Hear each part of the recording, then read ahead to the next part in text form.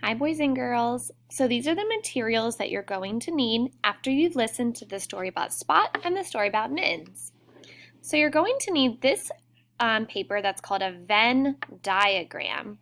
Now, when we have our Venn diagram, remember that one bubble is for one character, one bubble's for the other character, and in the middle is how the characters were the same.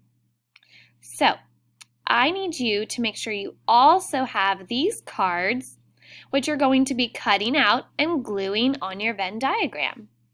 There are 8 cards, and a couple of them are going to be about Spot, a couple of them are going to be about Mittens, and about 2 or so of them are going to go in the middle for both. So the first one says, is a little cat. Where would that one go? This one says, likes to lay in the sun and take a nap. This one says, has white fur and brown spots. This one says, trips over his big feet. This one says, is very lazy. This one says, is a big dog. This one says, can run really fast.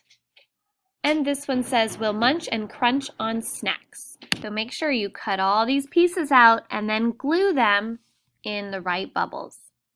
And if you forget the story, make sure you take the story back out and scan it again to see what happened to the characters.